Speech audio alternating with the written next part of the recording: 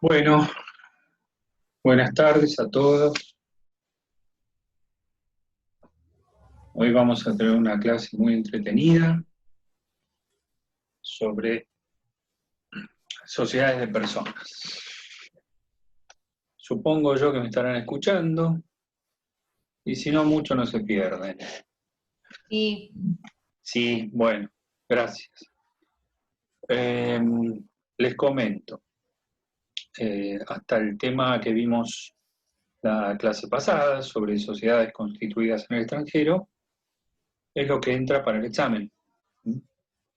Este tema ya no, o sea, todo lo que es la parte especial que vamos a empezar a ver hoy queda para el segundo parcial. ¿Mm?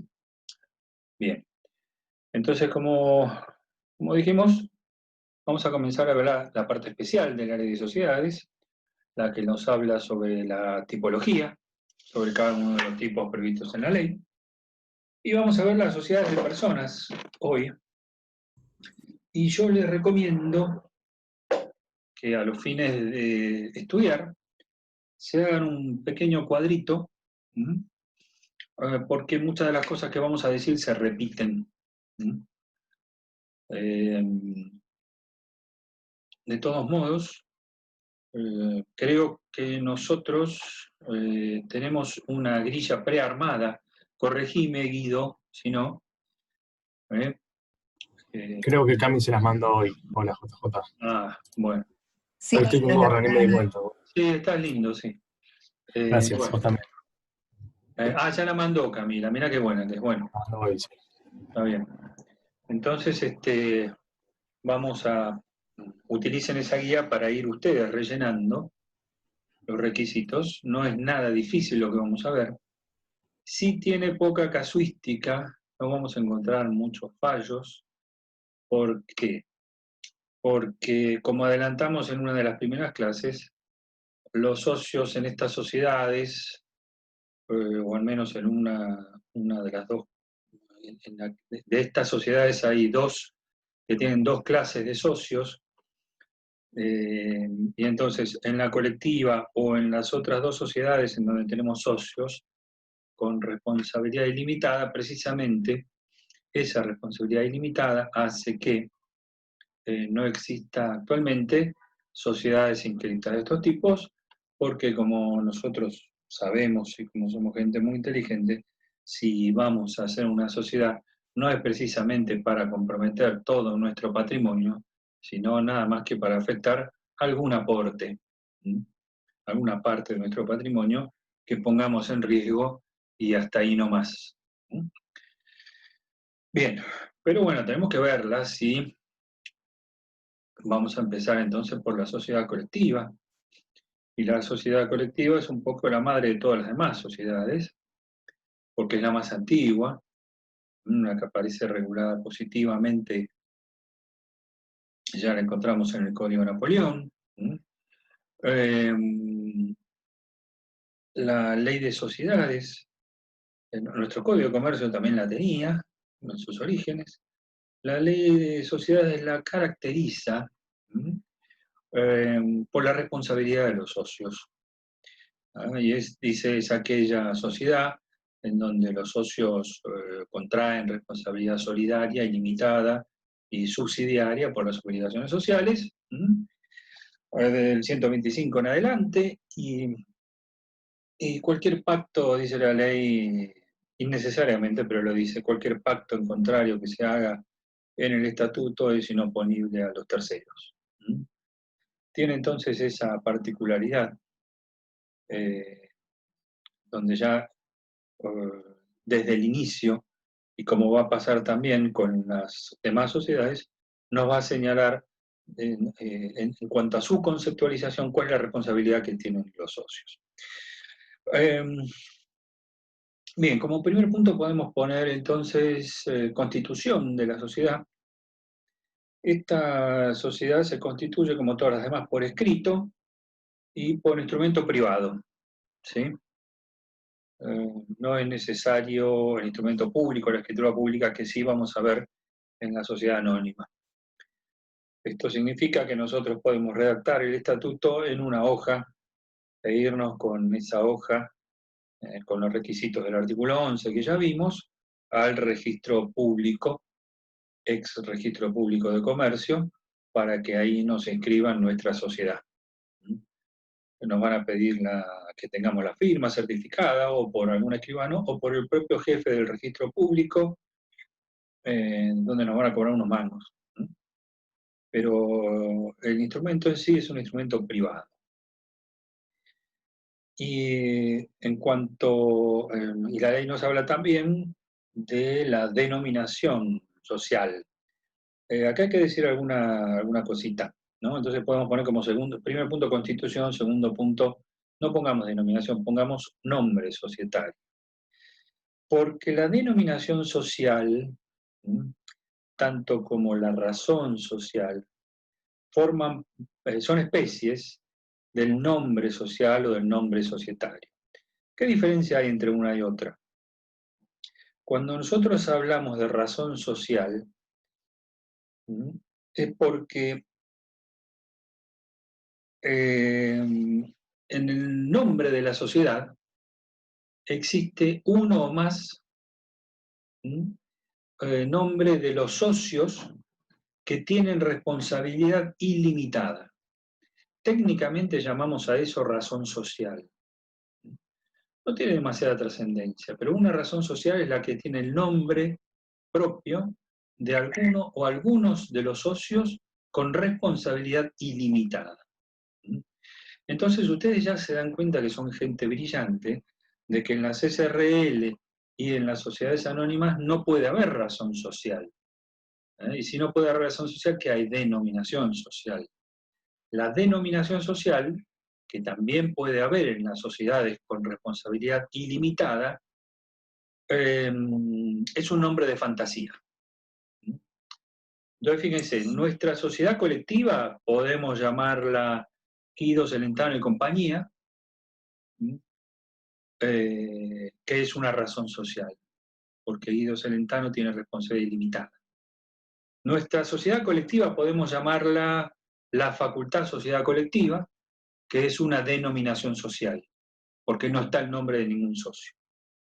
Nuestra sociedad anónima podemos llamarla la Facultad Sociedad Anónima, que es una denominación social, y nuestra sociedad anónima podemos llamarla Guido Celentano Sociedad Anónima, que también va a ser una denominación social, porque en esas sociedades no hay socios con responsabilidad ilimitada.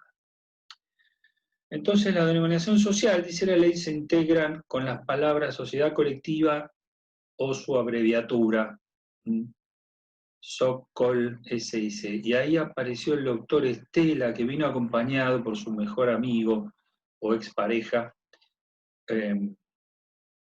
Ricky Ford. Bueno, denominación social, pregunta Marina, ¿pueden tener tanto la sociedad de responsabilidad ilimitada y limitada? No llegué a escuchar. No. Mejor dicho, sí, perdón. Exactamente. Si vos a una sociedad colectiva le pones la facultad sociedad colectiva, no hay el nombre de ningún socio, ¿sí? El comandante es re cholulo, te están dando ahí. Eran amigos, dice, bueno, está bien. Estamos entonces, denominación social la tenemos ahí como característica de las sociedades con responsabilidad limitada y con la responsabilidad ilimitada en la medida en que sea un nombre de fantasía. Es una cuestión técnica que carece de demasiada importancia. La cuestión puede llegar a complicarse cuando en la razón social de una sociedad con responsabilidad ilimitada pongas algún socio, no va a ser en la sociedad colectiva, pero vamos a ver después, pongas algún socio que no tiene responsabilidad ilimitada, porque estás dando a conocer a los terceros que sí la tiene. Ahora lo vamos a ver en los otros tipos sociales. Bueno,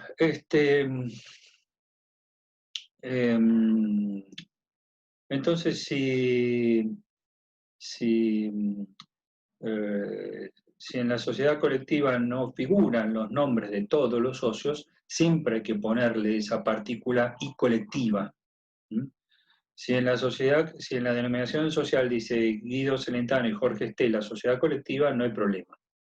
Pero si en la denominación social dice Guido Celentano, hay que ponerle y compañía, sociedad colectiva.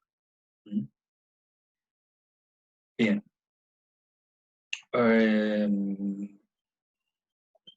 Cuando se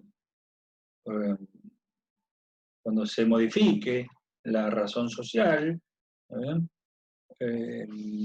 porque, por ejemplo, Guido Celentano se retiró de la sociedad, entonces, ojo que hay que modificar el contrato, hay que modificar ese nombre societario, porque si no seguimos dando a entender a terceros que Guido Celentano es socio ilimitado, y no corresponde. Y todas estas cuestiones, ¿cómo se pagan?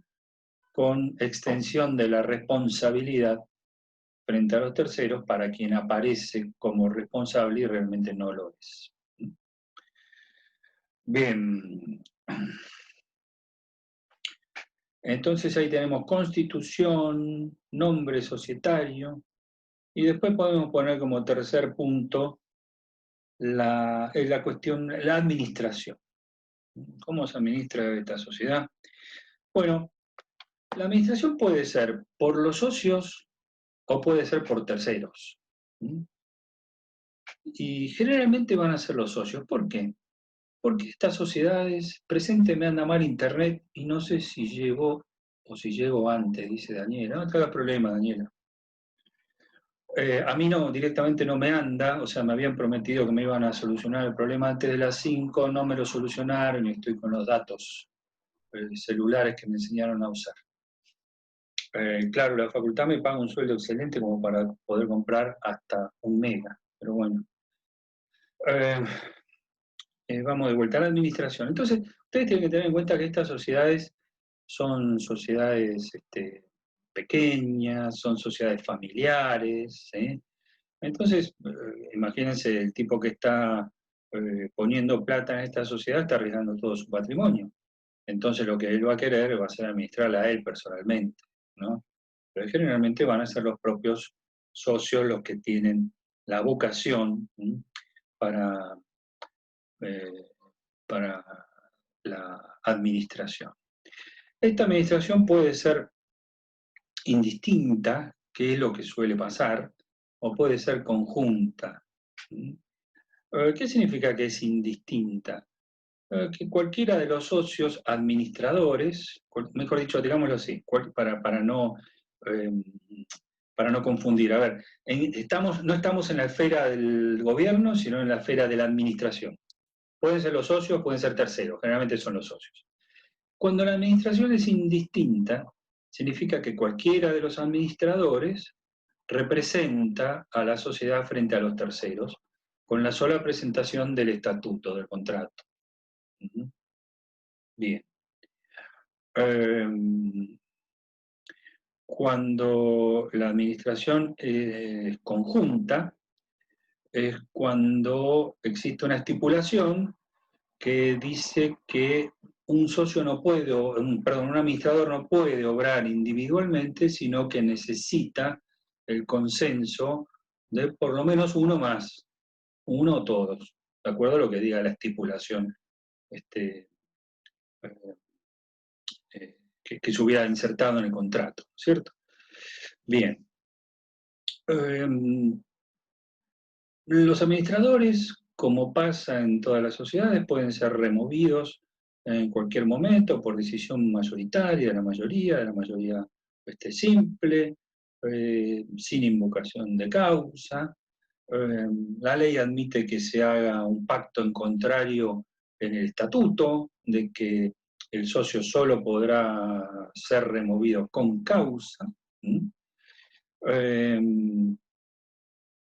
Y además el administrador puede renunciar en cualquier tiempo, aunque fuera socio. Esto pasa en todas las sociedades en general. Lo señala específicamente la ley de sociedades para las sociedades colectivas. Responde por los perjuicios que causare, si la renuncia es intempestiva, si es dolosa. Estas son normas genéricas que ya hemos estudiado o que estudiaremos con profundidad, con más profundidad al menos, cuando veamos los gerentes de la SRL y los administradores de las sociedades anónimas.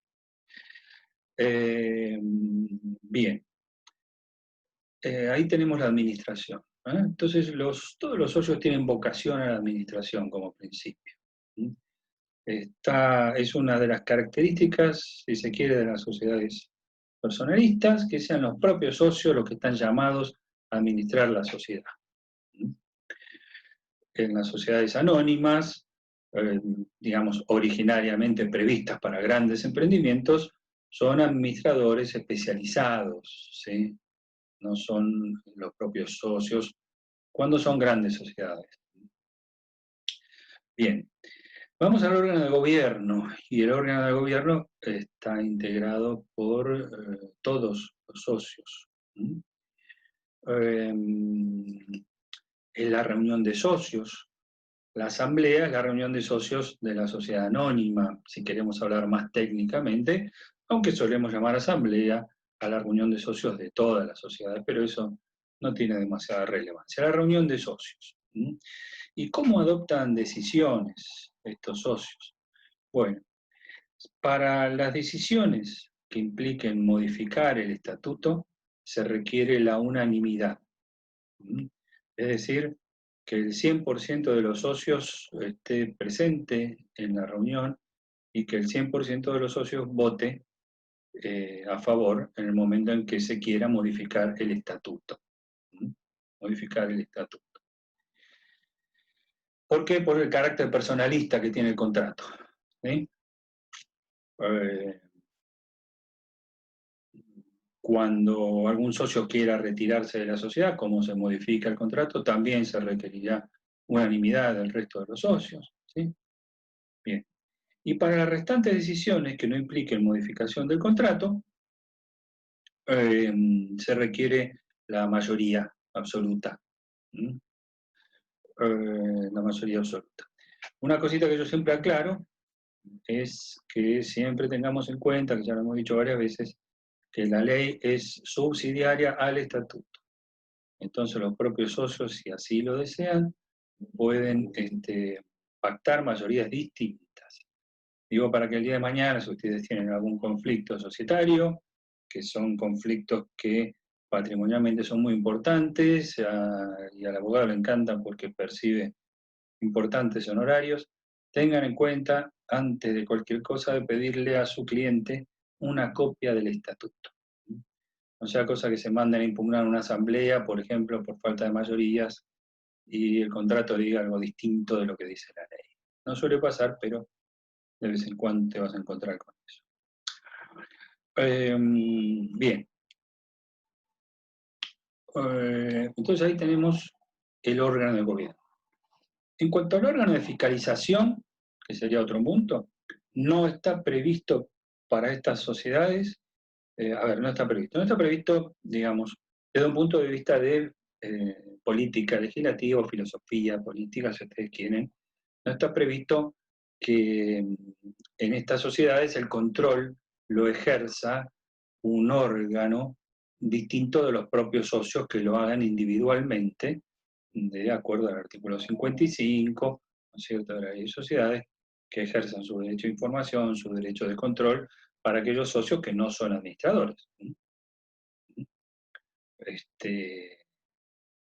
Nada impide que ellos dispongan tener un órgano de fiscalización, pero recordar que a esta gente hay que pagarle siempre, ¿no? Entonces, porta una erogación tener un órgano de fiscalización. La verdad que son pequeños emprendimientos, pequeñas sociedades que no lo justifican. Bien, entonces la fiscalización se ejerce directamente por los propios socios. ¿Quiénes son? ¿Qué hacen? Contadores, dice Lucía Guadalupe Álvarez, que parece que está muy preocupada. Bueno, los fiscalizadores son los que se llaman síndicos y que vamos a ver en la parte final del curso, y el síndico es un contador o un abogado, los gloriosos síndicos, sí, pero son los síndicos societarios, no los síndicos del concurso, y es otra cosa completamente distinta. Si bien ambos tienen particularmente tienen una característica de fiscalización. Síndico viene de sindicar, señalar con el índice, lo que están señalando. Sí, bueno, no son muy gloriosos, pero bueno. Son contadores o abogados que ejercen ese control sobre los administradores en beneficio de los socios, y que en algunas sociedades, las sociedades del 299, son obligatorios. El resto de las sociedades pueden prescindir de los síndicos. ¿Fue un adjetivo inicial? No, pero está lindo, a mí me gusta gloriosos. Está bien. Como el glorioso Club Atlético River Plate, por ejemplo. ¿Estamos, Jorge? Bueno, eso. Bien. Ahí entra Jazmín, recién consigo que me ande bien el Wi-Fi. Bueno, tenés suerte que te anda. No te perdiste mucho. Bien. ¿Y qué otras cositas tenemos que decir para terminar? El capital social, River más, dice Alejandro que tiene algún punto más por ahí ya para el examen. Bueno, sigamos porque si no me distraen. El capital social se forma con obligaciones de dar o de hacer de cualquier clase. Bien ahí. Y lo último que podemos decir es que en estas sociedades, fíjense, justo yo estaba laburando en algo y tuve que ponerme a estudiar el otro día, un tema societario. En estas sociedades no está admitida la actividad en competencia del socio con la sociedad. ¿Sí? En las SRL, tanto como en las sociedades anónimas, sí. Yo puedo tener acciones de dos sociedades que tienen el mismo objeto social, ¿sí? Sin ningún problema, acciones de dos bancos, acciones de dos petroleras. En cambio, en las sociedades colectivas no se admite salvo consentimiento expreso y unánime de los socios, ¿sí? Que el socio tenga actividades en competencia con la sociedad. La ley cuida mucho esto, y en las SRL tiene una disposición distinta, que no dice nada sobre los socios, pero sí sobre los administradores, y dice lo mismo, dice: los administradores no pueden ejercer actos en competencia con la sociedad salvo consentimiento unánime. Bueno, ya lo vamos a ver en su momento. ¿Qué pasa si el socio viola esta disposición? Me lo dicen ustedes. ¿Qué es lo que pasa? Ya lo hemos estudiado. ¿Qué le podemos hacer al socio? Se lo excluye. Exactamente, creo que fue María Belén, ¿no? Se lo excluye, sí, excluirlo, está bien. Podemos excluirlo, exactamente. Además tiene que pagar los daños, y los daños los precisa la ley, los especifica, cuando creo que dice algo así como que debe incorporar a la sociedad los beneficios obtenidos en esa actividad en competencia. ¿Sí? Bien, muy bien. Bueno. Ahí terminamos entonces con lo que es sociedad colectiva. Vamos a el JJ. Entonces puede establecerse que la transformación de una sociedad colectiva sea por mayoría simple y no por unanimidad. Puede establecerse en el estatuto. Sí, sí. Los socios son soberanos en ese sentido. No vamos a encontrar alguna norma, digamos, de orden público u obligatoria para las sociedades anónimas al momento del quórum, según cuál sea la asamblea y demás, pero por lo demás, salvo esas pequeñas gotas de obligatoriedad que tiene la ley cada tanto, ellos son soberanos y disponen lo que les parece. ¿Sí? Bueno, vamos a la sociedad en comandita simple. Encontramos hoy por hoy alguna que otra sociedad en comandita simple antigua o no tan antigua. De sociedades, ahora vamos a comentar un poco, pero tienen esta pequeña particularidad de cómo es el mundo al revés acá en nuestro país. Sociedades gruesas, sociedades importantes, que se han transformado de sociedades anónimas en sociedades en comanditas simples. Y esto lo empecé a observar, yo no soy un gran observador, pero hace unos, ponele 20 años, en tribunales, en la práctica tribunalicia, empezamos a ver que había grandes sociedades que demandaban y que habían pasado a ser por ejemplo, creo que una era Ford, en vez de ser Ford Motor Argentina Sociedad Anónima, habían pasado a ser Ford Argentina Sociedad en Comandita Simple. ¿Sí? Las carátulas venían todo modificado. Y entonces también pasó con Easy. Easy creo que se transformó en una SRL. Y entonces empezamos a averiguar qué era lo que pasaba, cómo podía ser, ¿no? Para nosotros era una cosa rarísima.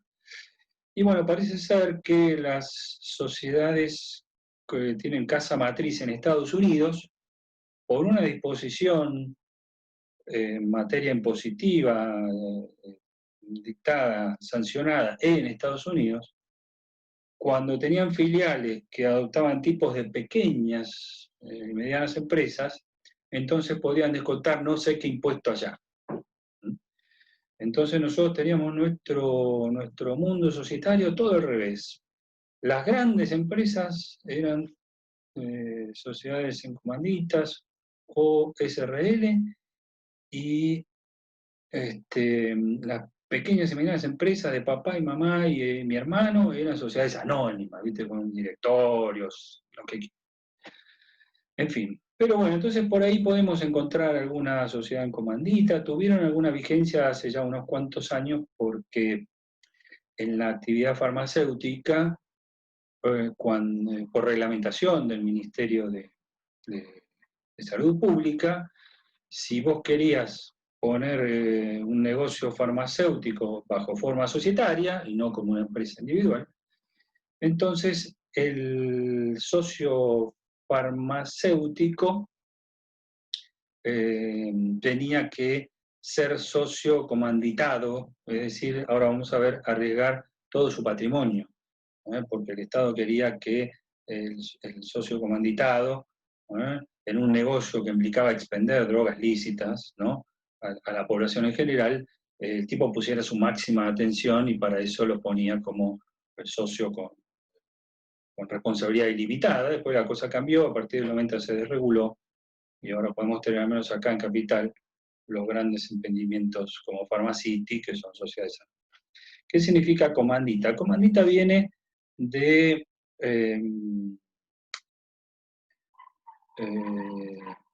mancomunación. Ahora vamos a ver por qué, pero hay dos clases de socios que actúan comanditariamente, mancomunadamente, en pos de, aunque tengan una responsabilidad diferenciada, en pos de un mismo objetivo. ¿Sí?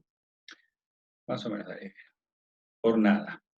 Bueno, entonces ahí estamos con la sociedad en comandita simple, y la sociedad la caracteriza, la ley de sociedades a partir, creo que del 134, y también nos pone, lo basa en la responsabilidad, pero nos dice, hay socios que tienen responsabilidad distinta, una limitada y otra ilimitada, y ahora vamos a ver qué es eso. La Constitución, entonces ya empezamos a desarrollar los mismos puntos, y vamos poniendo igual, sin igual, por escrito, y el nombre societario lo mismo, ojo con esto, ¿no? Puede ser, no entiendo para qué sirve esta sociedad. Bueno, sí, no sirve para... son tipos sociales que quedaron un poco como rémora ahí en la ley, simplemente. ¿Qué sé yo? Yo, si tenés ganas, podés ir a una sociedad en comandita, porque te lo permite la ley, y punto. Es una sociedad con muchas menos formalidades, que termina teniendo beneficios impositivos, digamos, mucho más simple que la sociedad anónima, que tiene publicaciones, que tiene órganos, que tiene libros, que tiene control, más control, ¿sí? O sea que, bueno, si vos querés más sencillez, más informalidad, bueno, podés irte a una de estas. Pero bueno, sí, vos fíjate, en cuanto a los requisitos, toda la estructura societaria está en pocos y breves artículos. Vamos a ver que la mitad de la ley de sociedades está prevista para la sociedad anónima y la fiscalización, entonces eso te da una idea de cuán diferente es, cómo están regladas una sociedad y otra. Bien. Entonces decíamos que la Constitución era por escrito, con instrumento privado bastaba, y en cuanto al nombre societario, si le vamos a poner una razón social, solo pueden estar en esa razón social el o los nombres de los socios que tienen responsabilidad ilimitada. Bien. Hay dos clases de socios. Hablamos de los socios, hay dos clases de socios. Los socios comanditados y los socios comanditarios. Los socios comanditados responden igual que los socios de la sociedad colectiva, es decir, responsabilidad ilimitada, solidaria y subsidiaria por las obligaciones sociales. ¿Y los otros cómo responden? Ahí empezamos a ver ya, la primera vez que vemos en la ley de sociedades socios que tienen responsabilidad limitada al aporte que han hecho. Los comanditarios.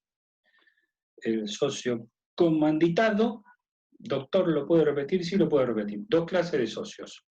Unos tienen responsabilidad ilimitada, que son los socios comanditados.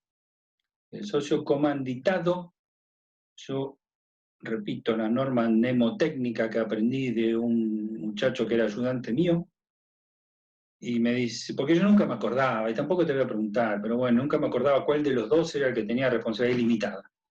Entonces el tipo me dijo, mirá, no, me dijo con todo el respeto, doctor, el socio comanditado es el que está cagado. Entonces no te olvidas, ¿sí? El socio comanditado es el que responde de forma ilimitada, solidaria y subsidiaria, es decir, con todo su patrimonio. El socio comanditario es el que responde solo con el aporte que hace a la sociedad. Después vamos a ver que hay otras diferencias, pero esta es la básica. Bien. Después habíamos hablado sobre la administración, y acá tenemos otra de las diferencias. ¿Quién puede administrar esta sociedad? ¿La puede administrar un tercero? Sí, la puede administrar un tercero. Bien. Profesor, una pregunta. ¿Y con respecto a la denominación social, es igual que la colectiva? Creo que hice una pequeña aclaración o me quedé por la mitad.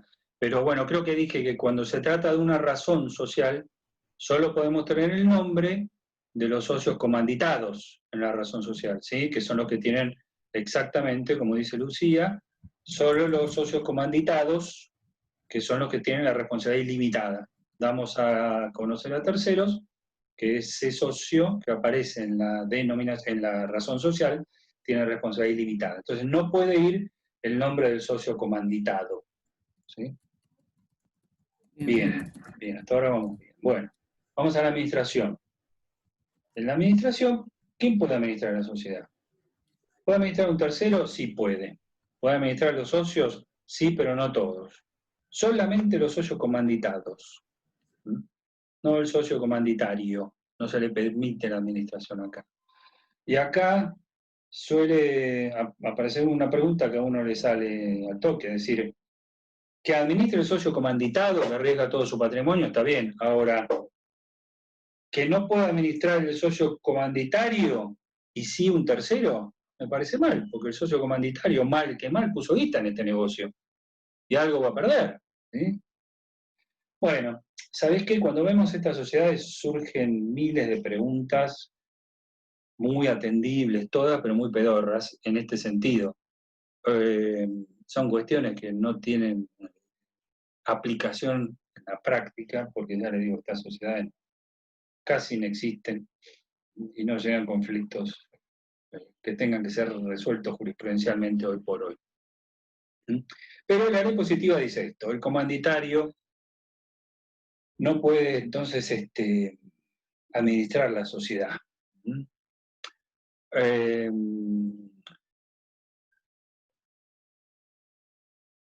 Si el socio comanditario, sí, bueno, eso iba a decir ahora un poquito Florencia, la ley dispone que si el socio comanditario se inmiscuye en la administración, entonces también va a inmiscuirse, aunque no lo quiera, en la responsabilidad ilimitada. ¿Estamos? Esa sería la sanción, si es que el tipo se pone a administrar la sociedad.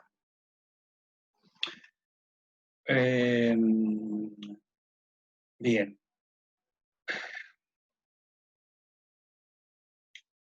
Hablamos de la administración y después de la administración habíamos hablado del órgano de gobierno. El órgano de gobierno es la reunión de las dos clases de socios, ¿sí? Y adoptarán decisiones igual, entonces ahí me ponen igual que en la sociedad colectiva, ¿sí? Es decir, unanimidad para todo lo que sea modificar el estatuto y, ¿cómo se llama? Y mayorías simples para las restantes decisiones. A veces suelen aparecer preguntas tipo, bueno, pero ¿votan los dos en un pie de igualdad o cosas así? Sí, absolutamente de acuerdo al porcentaje que tengan en la sociedad. Algo que me olvidé de decir es que en estas sociedades el capital, en las tres que vamos a ver, o sea que es lo mismo, el capital se divide en lo que se llama partes de interés. Cada parte de interés da vocación al todo, es como un condominio, ¿sí? En un condominio, por más que yo tenga el 50% del departamento, tengo vocación al todo, no es que yo pueda usar nada más que la cocina y el baño, ¿sí? Bien, aunque tenga un 50%, en ese 50% tengo vocación al todo. La parte de interés, entonces, del socio es inembargable y no es ejecutable, y eso ya lo vimos porque son partes personales de una sociedad personalista. Entonces ahí tenemos el órgano de gobierno, la reunión de los socios y cómo se adoptan las mayorías sociales. Me queda un minuto, así que nos volvemos a conectar un ratito más.